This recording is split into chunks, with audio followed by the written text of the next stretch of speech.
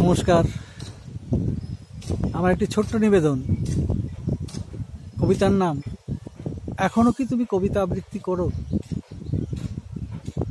আজও মনে পড়ে তোমার সেই অসামান্য অভিনয়ের কথা।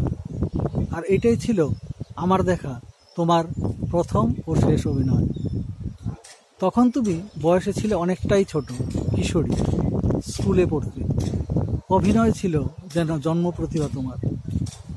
কষ্ট হয়, দুর্ভাগ্যক্রমে যা বোধহয় হারিয়ে যায় প্রতিটি মধ্যবিত্ত বাঙালি ঘরকন্যার জীবন যুদ্ধের আড়ালে চিরতরে। মনে পড়ে তখনকার দিনে বীরচন্দ্র লাইব্রেরির পুরনো দালানের হলঘরটায় বসত কবিতা পাঠের আসর। 80-র দশকের প্রথম এক অনুষ্ঠানে প্রথম দেখলাম তোমায়।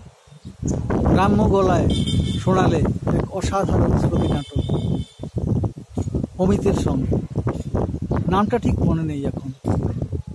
সম্মোহিত করলে আমায়, ভালোবেসে ফেললাম তোমাকে আর তোমার অভিনয়কে চিরতরে।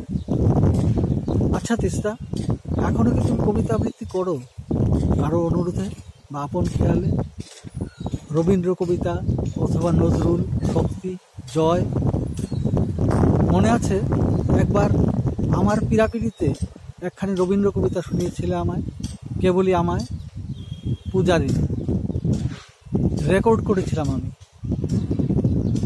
যা সযত্নে সংরক্ষিত আমার সুরক্ষিত হার্ড ডিস্কের গভীরে আজও।